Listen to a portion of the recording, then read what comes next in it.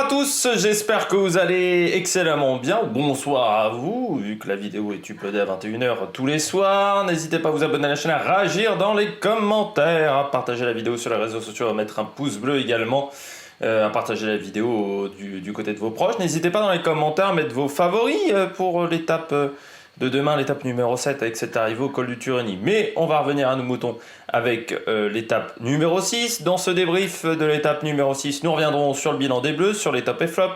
Il y aura un petit point GR, bien entendu. JR plutôt que GR. GR, c'est les chemins de randonnée, ça n'a rien à voir. Nous parlerons également de l'étape de demain, où on devrait avoir une belle bagarre entre les différents leaders, dans des conditions qui devraient être difficiles, notamment dans le col du Turini. Et puis voilà, on commence tout de suite. La vidéo, je pense, va être un peu plus courte parce que, alors je dis ça normalement d'habitude, mais là, bon, à part Burgodo, il y a beaucoup de coureurs, donc j'ai pas grand chose à dire. Gros final d'étape, donc aujourd'hui sur cette étape numéro 6, finale à suspense, finale très intéressant, pour une raison extrêmement simple. Nous avions quelques équipes de sprinters qui avaient contrôlé pendant toute la journée. On peut penser un petit peu à Cofidis, on peut penser surtout à Trek. Le problème, c'est que quand vous êtes à 2 ou 3 équipes à contrôler et que vous n'avez plus beaucoup de coureurs et qu'on est au mois de mars et qu'on est sur la première grosse course par étape presque de l'année, il y a eu l'UAE Tour, mais bon, là c'est la deuxième, je dirais, la deuxième avec Tirreno, donc on n'est pas encore réhabitué à ce type d'effort, à l'enchaînement des journées de course. Dans des conditions qui n'étaient pas forcément simples, avec beaucoup de vent de face également, ce qui a ralenti énormément la course, hein. Ce vent de face qui était omniprésent, sauf dans les 15 derniers kilomètres. Et bien, ce qui fait qu'on a gâché pas mal de cartouches. L'objectif a été pendant toute la journée de garder l'échappée de 6 à une 30, une 40. Le problème, c'est que quand tu reprends ton échappée tôt, eh bien, ça laisse l'opportunité à des contres. Et surtout quand il n'y a plus grand monde pour contrôler la course du côté des équipes de sprinters. Et ça a été le problème dans le final. On a eu beaucoup d'attaques, et notamment l'attaque de Burgodo qui est allé au bout. Ce qui va être très intéressant pour l'équipe Total, mais on en reparlera un petit peu après. Donc très belle fin d'étape, hein, vraiment c'était très intéressant. Et puis c'est toujours assez marrant quand les sprinters, quand le schéma, on va dire, avec les sprinters s'en mêle un peu les pinceaux. Quand ça se déroule un peu moins bien pour ces grosses équipes, parce que on n'a pas réussi à trouver la bonne solution dans le final.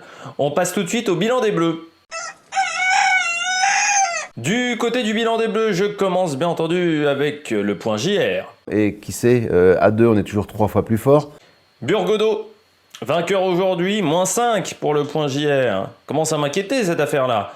Mais on m'a dit que sur Tirreno, alors j'ai pas tout vu encore de Tirreno, hein. J'ai vu quelques fins d'étape, mais je veux voir des étapes j'ai vu deux finales d'étapes, mais n'ayant pas vu encore l'étape au complet. Donc j'ai un petit peu de retard là sur Tirreno, là on est vendredi.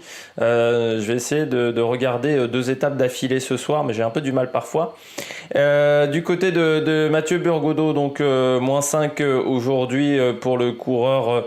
Enfin, moins 5 pour Total, le coureur français donc, qui s'est imposé. Belle première victoire chez les professionnels sur Paris-Nice, voilà, même si certains disent j'ai lu Cyril Guimard, il disait Paris-Nice, ça n'a plus autant l'intérêt, l'attrait, l'impact que ça pouvait avoir à une époque. Je suis pas d'accord avec Cyril Guimard sur ce point-là, c'est peut-être parce que la chaîne L'équipe diffuse pas la course. Mais du côté de Burgodo, je trouve que c'est toujours intéressant sur Paris-Nice. Les étapes du jeudi, vendredi, on a souvent des surprises ces dernières années. On se souvient de la victoire des Jérôme Cousin aussi. C'était étape mercredi, jeudi, vendredi. Vous voyez, ces étapes, une fois qu'on a passé, on va dire, la Beauce, qu'on a passé les étapes avec le vent et je dirais les étapes plus pour sprinter, souvent on a des surprises et là Burgodo il attaque au bon moment, il attaque à 9 bornes de l'arrivée, il y avait déjà eu une première attaque, il attaque au sprint intermédiaire. Moi au départ je me dis pourquoi il attaque, pourquoi il prend des secondes à Pierre Latour, tu vois, et puis je me dis après mais en fait c'est pas con parce que quand tu attaques au sprint intermédiaire, souvent les mecs derrière ils relâchent leur effort, ce qui fait la cassure, et c'est ce qui s'est passé, c'est-à-dire que derrière on a un Guillaume Martin qui prend des secondes de bénéfication, je sais plus qui était le troisième coureur qui a pris des bonifications à ce sprint-là. Et ça a créé une cassure, tout simplement. La cassure s'est faite naturellement. Et puis après, il y avait une descente très technique. Et surtout, sur les 15 derniers kilomètres, on était vent de dos, contrairement aux 90% de la journée où on était vent de face. Et ça a largement aidé Burgodeau. Et puis, il y avait des petits passages en faux plat montant, un petit peu punchy. Et Burgodeau, depuis le début de saison, sur ces sections-là, il est très fort, je trouve. Vraiment, il dégage une puissance quand il se dresse sur ses pédales, quand il se met en danseuse, qui est assez impressionnante du côté de Burgodeau. Et puis, il a profité aussi du fait que derrière, ça s'en mêle un petit peu les pinceaux, mais l'attaque est placée vraiment au bon endroit. Et puis, c'est vrai qu'à un moment, il y a Christophe Laporte qui désorganise un petit peu le groupe derrière, en partant avec Mozzato.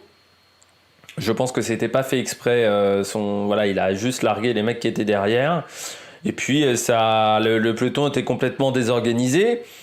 Mais voilà, il confirme cette belle dynamique qu'on a vue depuis le début de saison du côté de chez Total Energy, c'est-à-dire une équipe qui, depuis l'arrivée de Peter Sagan, je sais pas, a retrouvé un petit peu d'intelligence de course, a retrouvé surtout de l'envie. C'est ce qui manquait.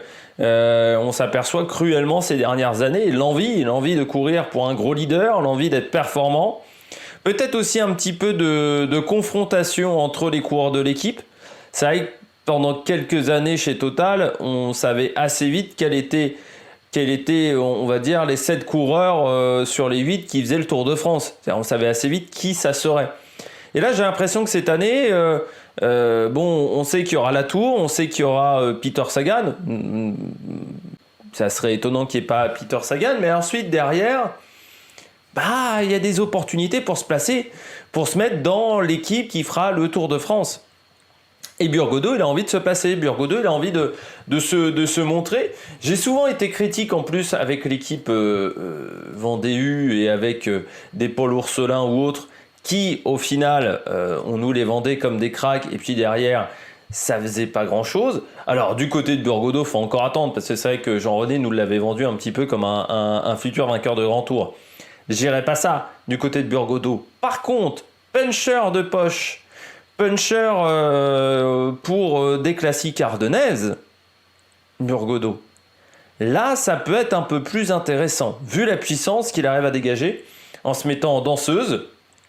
Puis on rappelle, c'est son 3e top 5 depuis le début de saison, 4 top 10, si on rajoute la Drôme classique, où il avait fait 10e. C'est l'un des coureurs les plus en vue du côté de Total Energy, et puis il confirme cette belle dynamique qu'on avait chez Total Energy. Moi j'avais dit, j'étais un petit peu inquiet si la première victoire mettait du temps à arriver. Est-ce que cette arrivée de Sagan continuerait à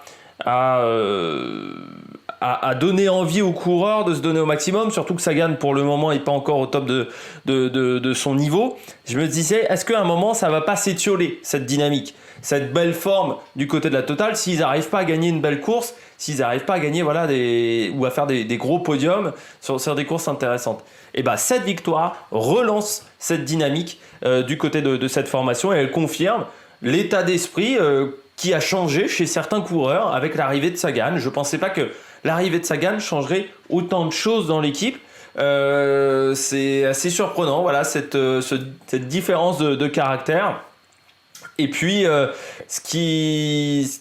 ça sent que c'était... je pense que c'était de l'instinct l'attaque de Burgodeau, parce que quelques 10 minutes avant, il y a Dominique Arnoux qui passe avec Thomas Voeckler. Et alors, je sais que certains managers font de la langue de bois, mais Dominique Arnoux, j'ai pas l'impression qu'il faisait ça d'habitude. Alors peut-être qu'il s'y est mis, mais il dit non, aujourd'hui c'est tout pour Bonifacio. Bon. Et au final, victoire de Burgodeau, qui a quand même bien résisté dans le final. C'est un bel effort qu'il a fait sur ces 9,5 km, parce que à 2 km de l'arrivée, vraiment, ça commence vraiment à pas mal s'organiser dans le peloton. Et il a bien résisté dans le dernier kilomètre au peloton. S'il y avait 200 mètres en plus, ça le faisait pas pour Burgodeau. Mais il a vraiment très très bien roulé. Donc bravo Mathieu Burgodeau, jeune coureur, 23 ans, jeune prometteur, et puis des qualités de puncher. Chez Burgodeau, faudra Faudra en reparler sur d'autres courses. Il est prévu pour la Classique Loire-Atlantique. Je vais essayer de la faire, la Classique Loire-Atlantique. Ça sera la semaine prochaine. Toujours quasiment le même week-end que Milan-San Remo. On continue du côté des Français au top. Je passe au deuxième coureur avec Viktor Koretsky aujourd'hui qui a attaqué dans le final de cette étape. Viktor Koretsky qu'on n'avait pas vraiment vu énormément depuis le début de saison, mais sur ce Paris-Nice, j'ai l'impression quand même que c'est un petit peu mieux, qui commence à comprendre comment ça marche un petit peu le peloton. C'est pas inné pour un coureur du VTT, encore une fois, en fait, les coureurs de VTT, ils courent souvent seuls. C'est-à-dire que les courses de VTT, bon, c'est un peu comme le cyclocross, même si c'est un peu moins le cas aujourd'hui du côté du cyclocross, la course se décante naturellement, il n'y a pas vraiment de tactique en VTT. Ça se fait à la gestion de l'effort, c'est ça la tactique, c'est gérer son effort. Mais au final, regardez la course, beaucoup de Coupes du Monde de VTT, vous avez souvent un mec qui part à la fin du premier tour. Puis après, sur les 4 tours restants, le peloton est complètement étiré et les écarts sont faits. Et c'est juste une gestion d'effort, une gestion d'écart par rapport aux autres coureurs. Ce qui fait que même si maintenant il y a les courses, comment ils appellent ça, le petit circuit, alors je sais plus comment ça s'appelle en VTT, je sais plus quel est le nom, mais vous avez le VTT cross-country olympique, et puis vous avez le VTT cross-country mais sur des circuits plus petits, ce qui sert de qualification pour les grilles de départ. Il y a un peu plus de bagarre, mais c'est quand même pas un peloton de 150 coureurs qui frottent dans tous les sens. Et forcément, quand vous n'êtes pas habitué à frotter, vous perdez de l'influx nerveux, vous perdez de l'énergie, donc il faut s'habituer à ça. Mais là, Koretsky, j'ai bien aimé son attaque dans le final, c'était bien joué parce que du côté de chez BNB, bon, Mozzato, c'est quand même pas Assurance Touristique non plus au niveau des sprints, donc c'était bien, c'était intéressant de tenter ce genre de choses. Il a fait un bel effort, bon après ça ne va pas au bout parce que le peloton était à ce moment-là encore plutôt bien organisé, mais c'est ce qui a peut-être aussi provoqué dans le final la désorganisation du peloton, ces multiples attaques, ce qui aurait pu profiter à Mozzato, parce que si on avait eu un sprint massif, je pense que ça aurait été difficile d'emmener ce sprint-là dans les 2 derniers kilomètres vu le nombre de coureurs qu'il y avait, et ça aurait profité aux coureurs qui savent bien se placer dans le peloton, ce qui aurait pu profiter à Mozzato. Donc c'était pas une mauvaise idée de la part de Koretsky, puis ça montre que la forme commence à arriver un petit peu. Alors, on va voir maintenant quels seront les prochains objectifs de Viktor Koretsky. Mais moi qui étais quand même un petit peu inquiet, même si j'avais dit on fera le bilan à la fin de l'année de Koretsky, il me rassure un peu quand même sur son état de forme. On passe au flop. Premier flop du jour, Cofidis. Pas très bien roulé Cofidis aujourd'hui. Je pense qu'il y a eu une petite erreur dans la gestion de course, petite grosse erreur même au final dans la gestion de course de Cofidis. Parce que du côté de Cofidis, on a tout fait pour que l'écart avec les échappés soit extrêmement réduit. On a tout fait pour que l'écart soit d'une 30 pendant nombreux kilomètres. À 60 bornes de l'arrivée, il y avait déjà moins d'une 30. L'écart à 80 bornes de l'arrivée était déjà d'une 30. Donc on a beaucoup roulé et on a grillé beaucoup de cartouches avec ce vent de face. Je pense qu'avec le vent de face aujourd'hui, on n'était pas forcément obligé de vouloir que l'écart... On aurait pu tenter de rouler pour un écart à 2,30 à 3 minutes. Parce que de toute manière, dans le final, vu c'était quand même une étape de 213 km, les coureurs auraient lâché dans le final. Mais on a beaucoup roulé, alors qu'il manque quand même des unités du côté de chez Cofidis, notamment Geschke qui a abandonné ce matin. Alors certes, on récupère Guillaume Martin, mais bon, Guillaume Martin, il peut pas faire non plus le travail de 3 coureurs. Et ça a été le problème, il a manqué du monde autour de Coquard. Alors Coquard prend quand même la 5e place, mais du côté de l'équipe Cofidis, on n'a pas très bien roulé aujourd'hui. On s'est fait avoir un petit peu comme chez Trek, c'est-à-dire qu'on a voulu tellement contrôler l'étape qu'on est revenu trop vite sur les échappées, et puis à partir de ce moment-là...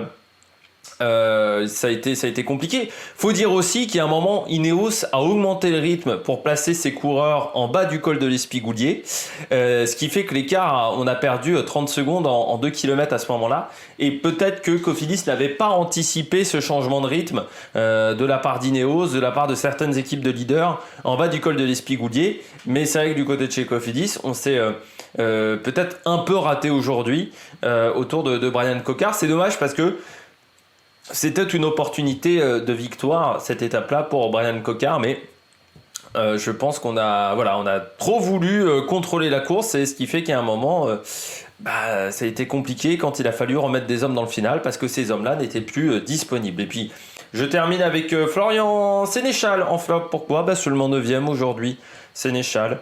Quick-Step qui est quand même, bon, en dehors de Jacobsen et de sa victoire, je trouve quand même que Quick-Step est très discret sur ce Paris-Nice. Van Sevenant, on l'a pas vu, alors que pourtant je pense qu'il y avait des... Enfin, on l'a vu dans une échappée hier, mais Van Sevenant, il y a eu peut-être l'opportunité quand même de faire un peu mieux sur l'étape d'hier. Là aujourd'hui Sénéchal 9e, Jacobsen qui il s'était quand même fait vachement avoir par les coups de bordure. Pas par les coups de bordure, mais par l'étape du dimanche où également Sénéchal n'avait pas réussi forcément à trouver la bonne solution pour le sprint. C'est discret, voilà, c'est très discret de la part de Quick-Step. Ils font quand même une saison pour le moment Quick-Step qui, me semble-t-il, est un petit peu en dessous de ce qu'ils savent faire d'habitude. Alors peut-être également qu'il y a un changement de physionomie du côté du cyclisme. On a maintenant des équipes qui sont très bien organisées, notamment sur les classiques, même autour des sprints. Et c'est vrai que De Koninck ou Quick-Step, qui a toujours eu un avantage dans ce type de course, dans ce type de course, aujourd'hui, ils ont été rattrapés en termes de tactique par leurs adversaires. Et peut-être également qu'on s'est un peu trop focalisé sur Evenepoel et sur Alaphilippe, et qu'on a peut-être délaissé certains coureurs, et surtout qu'on a peut-être maintenant des équipiers qui sont pas forcément très performants, qui commencent à être vieillissants également du côté de certains coureurs belges. Mais je trouve que du côté de l'équipe de Patrick Lefebvre, on a un petit rendement sur ce début de saison. On passe tout de suite aux coureurs au top. Attaque de Marlou! Je vais aller assez vite pour les coureurs au top, ce sont les coureurs au top étrangers. J'en ai mis que 2 et puis bon, j'ai pas grand chose à dire. En top, je mets Pedersen, autant du côté de chez Trek. On s'est un petit peu raté à vouloir énormément contrôler, et puis surtout on a perdu. Je pense que dans l'Espigoulier, on a roulé un peu fort. Et au final, avec le vent de face, on savait que les sprinters allaient rester. On a voulu énormément supprimer de sprinters dans l'Espigoulier, alors que c'est un col où on sait que c'est le pied qui est compliqué, ensuite c'est assez plat, et qu'il n'y avait pas forcément d'intérêt à rouler fort à ce moment-là, vu qu'il y avait énormément de vent de face. Donc quand il y a du vent de face en montée, vous pouvez vous cacher très facilement dans les roues. Et au final, les coureurs qui ont lâché, c'est Bennett, mais qui n'est pas incroyable depuis le début de saison, c'est Chesbol, mais qui n'est pas incroyable non plus. On n'a pas lâché beaucoup de grands sprinters qui étaient encore présents du côté du peloton. Par contre, Pedersen, on ne peut pas lui reprocher dans le final grand-chose. Il remporte le sprint du peloton. Il est quand même bien parti pour le maillot vert, Pedersen. Parce que... Ah non, il a encore un petit peu de retard sur Van Aert. Ça, j'avais oublié Van Aert. Oui, il y a 15 points d'écart avec Van Aert, donc non. Autant pour moi. Mais Pedersen, une deuxième place, une victoire d'étape sur une course compliquée, ça fait partie quand même des favoris Pedersen sur le prochain Milan-San Remo. Je rappelle le week-end prochain, samedi prochain, Milan-San Remo.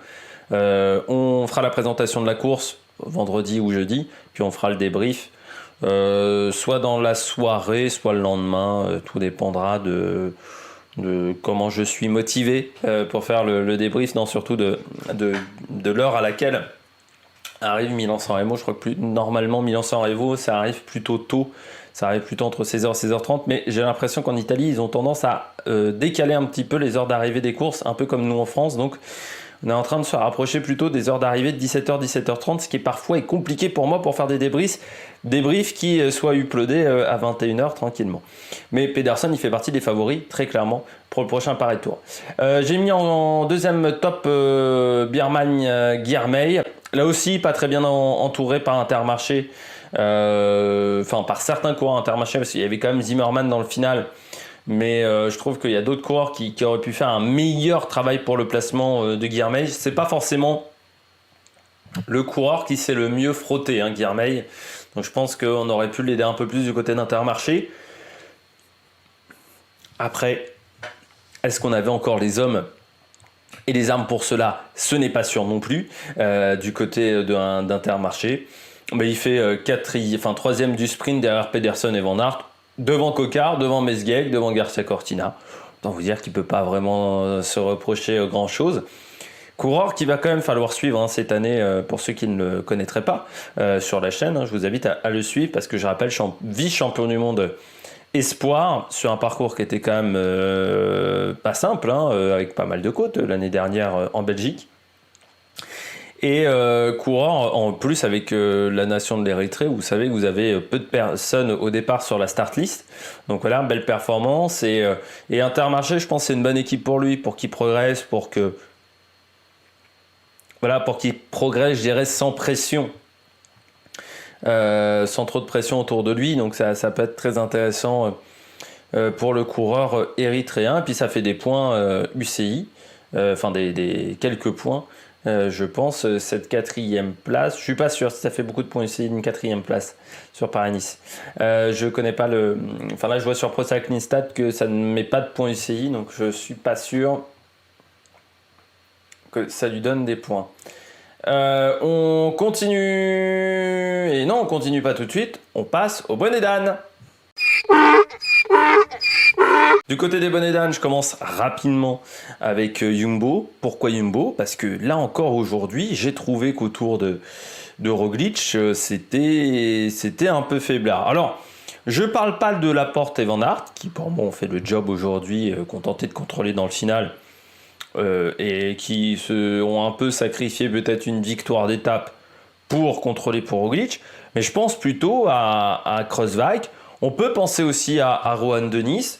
Demain, il y a quand même le Turini. C'est quand même un long col. C'est pas le seul col de la journée en passant pour l'étape de demain. Si Kruijswijk il n'est pas en capacité d'accompagner longtemps son leader, ça va être compliqué. Et j'ai pas l'impression que Kruijswijk, là en ce moment, il se relève parce qu'il veut garder de l'énergie pour cette étape-là. J'ai vraiment l'impression que pour le moment, Kruijswijk, il est pas au top de sa forme, qu'il n'est pas en capacité d'aider son leader. Et puis on remarquera aussi que Kruijswijk a fait une magnifique descente du col de l'Espigoulier. C'était compliqué pour Kruijswijk, pas à l'aise sur le vélo. Alors c'est vrai qu'il s'est pris quand même lui aussi pas mal de gadins en descente dans sa carrière, Kruijswijk. Et puis ça montre aussi, en parlant autour de Kruijswijk, que j'ai l'impression que c'est plus un leader. Enfin, on avait peut-être plus trop de doutes pour certains, mais c'est plus du tout un coureur sur lequel on peut compter pour gagner un général de course par étape, que ce soit une course de 3 semaines ou même une course d'une semaine. On s'aperçoit que je pense que c'est un coureur qui est maintenant un peu limité physiquement. Alors c'est un bon équipier, et encore pas en ce moment, mais je pense que ce n'est plus un leader pour cette équipe Jumbo-Visma. Or quand il avait été recruté Kruijswijk, c'était quand même un gros leader. J'ai l'impression que c'est plus vraiment le cas, mais là je trouve qu'il n'a pas vraiment aidé Roglic. Et demain, il va falloir du grand Van Aert pour aider Roglic. Et j'ai l'impression que Van Aert en ce moment, il l'a bien dit, il veut plutôt courir à l'économie pour préparer les classiques flandriennes. Voir est-ce qu'il va pas abandonner demain, vu les conditions climatiques. Donc c'est un peu inquiétant pour Jumbo. Je passe à Degenkolb. Seulement 13e aujourd'hui sur un sprint là aussi où la possibilité de top 8 était là quand même. Même si je dis toujours, pour moi Degenkolb c'est plus un sprinter. Tu vas pas me faire croire qu'il n'était pas en capacité de battre un Dorian Godon ou un Luca Mozzato. Donc je pense qu'il y avait la capacité de faire top 10. Donc on s'aperçoit bien que Degenkolb, il n'y a plus la vitesse aujourd'hui pour ce coureur-là. Mais c'est surtout, je voulais parler, j'en profite de mettre Degenkolb en flop aujourd'hui, parce que j'ai vu une statistique très intéressante sur Twitter de l'équipe DSM, donc qui n'a pas de podium depuis le début de saison, notamment sur les épreuves, je ne sais plus si ça prenait en compte que les World Tour ou toutes les courses de l'année du côté de DSM, mais c'était une statistique qui expliquait que DSM avait perdu énormément de son avance au classement World Tour, c'est-à-dire le fameux classement qui va permettre de rester ou non en première ou deuxième division. Alors on m'avait mis dans les commentaires Bon, DSM, ils ont encore pas mal de marge, ça va, c'est tranquille. Ils ont perdu 42% de leur avance en points sur Cofidis. Et on est à la bagarre avec Cofidis. Ils ont perdu, je crois, 80% de leur avance en points sur Arkia. Enfin, les chiffres sont vraiment énormes sur DSM. Le début de saison est mauvais. Et j'ai pas l'impression qu'ils soient véritablement en capacité d'améliorer les choses. Donc ça commence à être légèrement inquiétant. Krag Andersen, bon, il a encore attaqué aujourd'hui. Belle descente en passant Krag Andersen. Mais seul, c'était un peu voué à l'échec cette affaire-là quand même. C'était un peu tôt à ce moment-là de la course, je pense. C'était encore dans une zone où il y avait un petit peu de vent de face. Il aurait peut-être dû attendre Krag Andersen, parce que vu les jambes qu'il avait, bon, quand Burgodo est parti, il aurait pu tenter de suivre Burgodo ou tenter de faire les deux derniers kilomètres à fond. Donc c'est peut-être encore là aussi une erreur stratégique du côté du coureur de la DSM. Je continue avec Molano. Pourquoi Molano? Parce que 70e seulement aujourd'hui. Là aussi, un sprint qui était normalement où il pouvait être performant, Molano. Alors je dirais que vu le final quand même tortueux, c'est peut-être pas une si mauvaise chose que Molano n'ait pas fait le sprint. Il finit donc dans le groupe à 2,19 avec Crossbike, avec Koretsky, avec Stefan Kung. Molano, je le défends souvent, hein, c'est un coureur que je mets souvent en avant depuis 2 ans, Molano, mais c'est vrai que sur ce Paris-Nice, c'est pas incroyable en termes de résultats, hein. Que ça soit sur les sprints massifs ou là encore aujourd'hui sur sa capacité à passer les bosses. Pourtant Molano, je l'ai déjà vu franchir des bosses très difficiles, où c'était un peu le dernier des sprinters. Donc c'est un coureur qui est intéressant, mais aujourd'hui je trouve qu'il plafonne un peu, Molano, et c'est un peu dommageable. On passe à l'étape de demain. Étape de demain, c'est l'étape numéro 7 entre Nice et le col du Turini. Première étape qui démarre de Nice, hein. Une étape de 156 km avec une côte de deuxième catégorie, une côte de première catégorie. Ça sera dans l'arrière-pays niçois. Faire attention aux petites routes, surtout si les conditions climatiques sont difficiles. Faire attention, 3582 mètres de dénivelé positif pour cette étape. On partira de Nice pour aller à Gatière. On aura déjà une petite difficulté à Gatière, 2,5 km à 4,8% de moyenne. C'est au bout d'une dizaine de kilomètres de course. Tourette-sur-Loup, et puis ensuite on arrivera au pied assez vite de la côte de Coursegoule, 8 km à 5% de moyenne, côte de deuxième catégorie, sommet au kilomètre 55 dans cette côte de Coursegoule. Vous l'avez tout de suite à l'écran, vous l'avez peut-être même déjà à l'écran, côte de Coursegoule. Le pied est compliqué, 7,4%, et puis ensuite c'est pas très pentu, avec même un replat entre le kilomètre 3 et le kilomètre 4, et puis de nouveau une rampe un peu plus importante entre le kilomètre 4 et le kilomètre 5 à 6,3%. Mais ensuite ça reste une côte de deuxième catégorie, 5%, c'est pas extrêmement difficile, et puis surtout ça sera loin de l'arrivée, on sera encore à 100 km. C'est plutôt une opportunité pour aller chercher le maillot des points, pour le maillot de la montagne, plutôt que pour le leader. Il y aura quand même un sprint intermédiaire juste après, 2,5 km après, vu qu'on aura un petit plateau, on va dire. La descente n'est pas tout de suite. On redescend ensuite vers La Roque-en-Provence, vers Gillette, le Plan du Var, Lantosque, et puis là on attaque le col du Turini avec un sprint intermédiaire à La Bolène-Vésubie, et puis donc on montera le col du Turini, connu bien entendu pour le rallye Monte-Carlo. Le col du Turini, c'est pas si régulier que ça. Le col du Turini, c'est pas si simple que ça non plus. On est quand même à 1600 mètres d'altitude, on est au mois de mars, il fait encore frais. 15 km de montée, c'est un effort donc assez long, et c'est pas totalement régulier. Vous avez, alors même si vous voyez beaucoup de rouge là sur mon graphique, remarquez qu'au kilomètre moyen, le pourcentage sur les kilomètres, on a parfois 6,3, 8 ensuite, et puis on redescend à 7,5, et puis on a un replat à 5,6, pardon. Et puis on retrouve des pentes plus difficiles. La dernière partie de montée, on est largement au-dessus des 8% de moyenne. On a 3 premiers kilomètres, je dirais, qui sont plutôt simples, même si le pied est compliqué, surtout qu'on a une épingle au pied du col du Turini. Ici, c'est la même version qu'on avait pris à l'époque de Daniel Felipe Martinez. Donc on a tout de suite une rampe, il y a pas mal de lacets aussi du côté du col du Turini, donc ce qui fait qu'on a pas mal de virages, et sur un virage, si vous prenez à l'intérieur, vous avez plus de pente que si vous prenez à l'extérieur, donc ça peut faire quelques différences. Et puis donc sprint intermédiaire à Alban-Vesubie et arrivé du côté du col du Turini.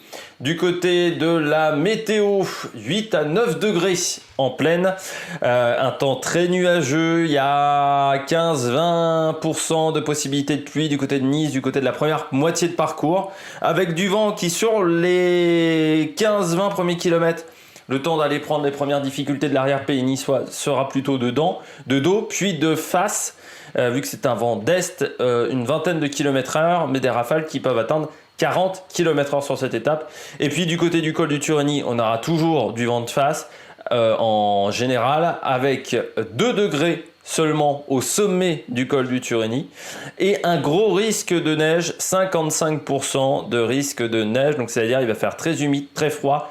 On pourrait avoir des surprises du côté du col du Turini avec ces conditions climatiques. Du côté de la stratégie, j'ai mis grosse bagarre entre leaders et victoire devant, ou soit une échappée qui réussit à résister parce que derrière on se regarderait un peu tôt, mais il faudrait prendre quand même beaucoup d'avance au début de journée.